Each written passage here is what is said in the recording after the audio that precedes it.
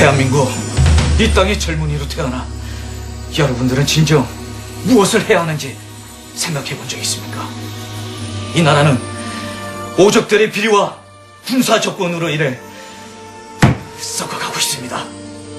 조국을 위해 썩어가는 이 땅의 부정부패 무리들을 타파하기 위해 지금 여러분들이 나서야 할 때입니다. 심재권 형을 따라 가입하게 된 후진국 사회연구회. 우리의 대학 생활은 반일, 오적들의 비리 고발, 군사정권 타도를 위한 뜨거운 항거의 나날이었습니다. 학생들의 반정부 시위가 뜨거워지자 1971년 10월 15일 각 학교에 휴교령이 떨어지고 무장군인이 난입하는 위수령이 발동됐습니다. 그 결과 전국 대학생 100여 명의 제적 조치. 그 격동의 파란 속에 나 또한 제적생이 되고 말았습니다.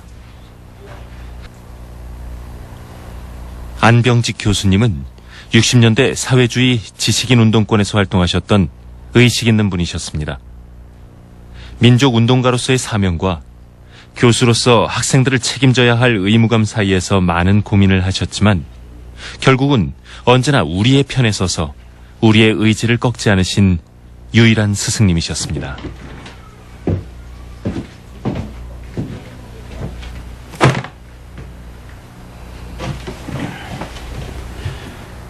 이 책을 읽고 다시 오게. 언제나 대모대열에 앞장섰던 나였지만 그 어떤 이론도 갖추지 못한 채 열정만으로 시작했던 학생운동. 그러나 교수님께서 건네주신 책들은 저의 학생운동을 이론으로 무장시켜주는 귀한 것들이었습니다. 교수님, 이해 안 되는 부분이 있어서 찾아왔습니다. 몇 번 읽었는가? 예? 한 번 읽었습니다.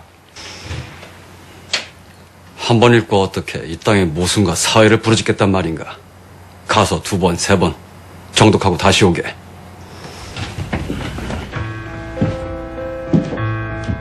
당시 지하서클에 막강한 영향력을 발휘하는 이념적 리더였던 안병직 교수님.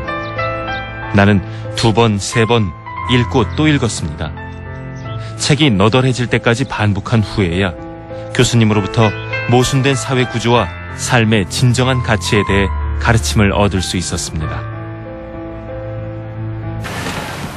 자네, 이 나라를 위해 무엇을 하고 싶은가?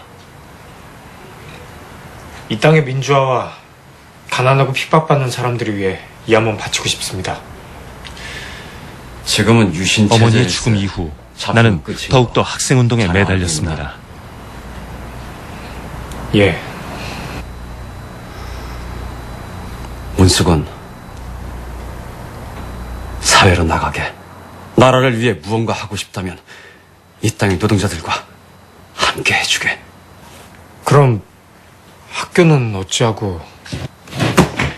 대학이 그리 중요한가? 이 사회를 변화시키고 싶은 거 아니었나? 학생운동이 다는 아닐세. 학생운동만으로 이 사회를 개혁하기는 어렵지. 사회를 바꾸려면 그 중심엔 노동운동이 있어야 되네. 당장 이 사회로 나가 핍박받는 노동자들을 위해 싸워주게. 제가 어찌 감히... 아닐세. 자네라면 내 믿지. 개혁이 필요한 노동운동계에선 자네같이 젊고 신념에 찬 인재들이 필요하네. 그들을 위해 맞서주게. 두려움에 망설이고 있던 나에게 너라면 할 수 있다는 선생님의 말씀은 큰 용기가 됐습니다. 그날 이후 나는 진짜 노동자가 됐습니다.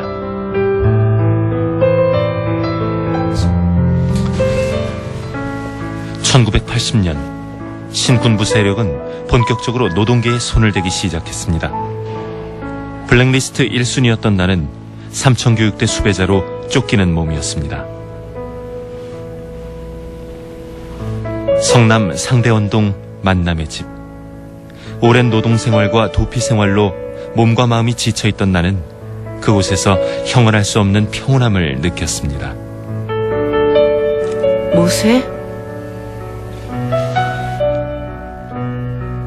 그곳에는 예언자 모세처럼 살아가라며 저를 모세라 불러주셨던 분, 바로 이영숙 소피아 수녀님이 서 계셨습니다. 정말 배고프고 헐벗은 사람들에게 필요한 것은 무엇일까? 많은 사람들이 배고픈 사람들에게 필요한 것은 빵이라고 생각하겠지만 그들에게 정말로 필요한 것은 정신적인 안식이 아닐까? 그러나 정작 소피아 수녀님의 존재 자체가 우리들에겐 정신적 위로요 어루만짐이었습니다.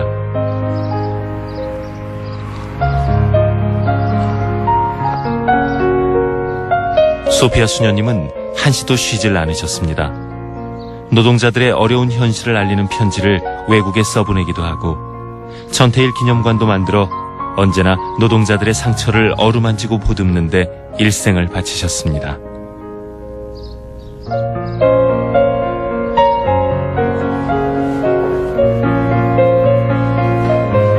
밖에선 늘 국군 보안대원들이 잠복해 있었지만 만남의 집 안으로는 들어오지 못했습니다. 그 안에서만은 저는 자유였습니다.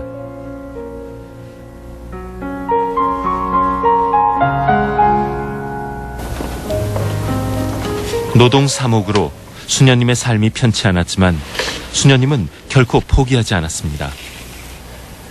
수녀님, 이제 그만 노동자들을 해산시키는 게 좋겠습니다. 국군 보안대원들이 항상 저렇게 성당 옆에서 감시를 하고 사실 압력이 아주 심합니다. 신부님, 어찌 주의 종께서 길을 잃고 헤매는 어린 양들을 외면하려 하십니까?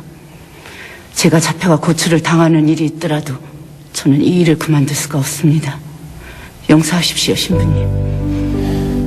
수녀님은 그런 분이셨습니다. 따뜻함 속에 강인함 속에 뜨거운 인간애를 품고 계신 분. 저도 본격적으로 소피아 수녀님을 돕기로 결심했습니다.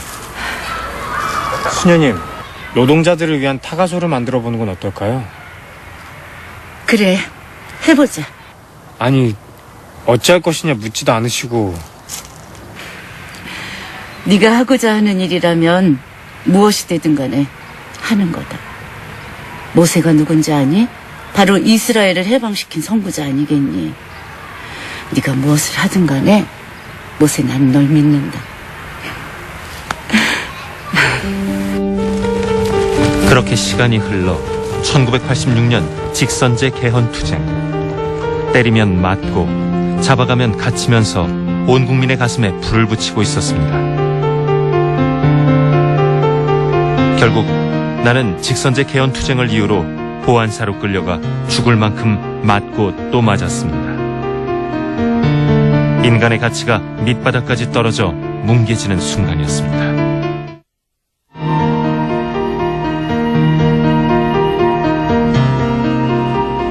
징역을 살고 나와 나도 모르게 왜 그곳으로 발길이 먼저 옮겨졌는지는 모르겠습니다.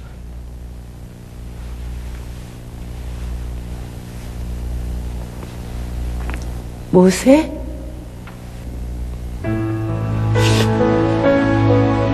모세야, 돌아왔구나, 모세야. 고생 많았지. 주님, 감사합니다. 투쟁으로 점철된 나의 거친 삶 속에 한 줄기 햇살 같은 따뜻함으로 남아있는 분. 나는 한참 동안 그렇게 소피아 수녀님의 어깨에 기대어 소리내어 울었습니다.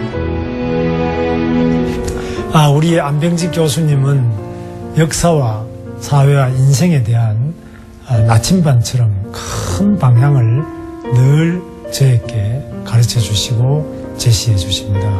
또 우리 소피아 수녀님은 저에게 어머니와 같은 그 끝없는 조건 없는 사랑을 베풀어 주시고 또 누이처럼 언제든지 상담하고 이끌어 주시는 그런 친근하고 사랑을 베풀어 주시는 그러한 동반자십니다.